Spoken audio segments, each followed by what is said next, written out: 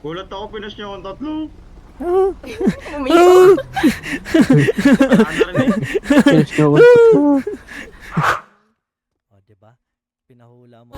May mga tao na mabilis makamove on at meron ding hindi. May time limit nga ba ang pag-move on? Ang pag-move on ay isang mahirap at masakit na proseso na dapat na pagdaanan ng isang tao matapos ang breakup. Ngunit ang prosesong ito ay hindi dapat minamadali at walang eksaktong tagal kung kailan mo masasabing ikaw ay nakapag-move on na. Namnamin mo ang bawat araw na lumilipas. Umiyak ka kung naiiyak ka. Mas maganda kung meron kang tao na nakakausap ng iyong pinagdadaanan upang kahit na papaano ay maibsa ng sakit na iyong dinadala.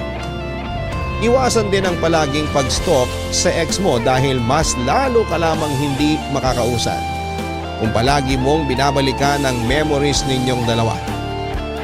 Mas mag-focus ka sa mga bagong magagandang memories na pwede mo pang magawa. Maging positibo ka sa nangyari na kahit masakit ay nagbigay naman po ito ng aral na magagamit mo sa hinaharap. Minsan ay kailangan talaga nating masaktan upang tayo ay maging matatag at makaya ang mga susunod na unos na darating sa ating buhay.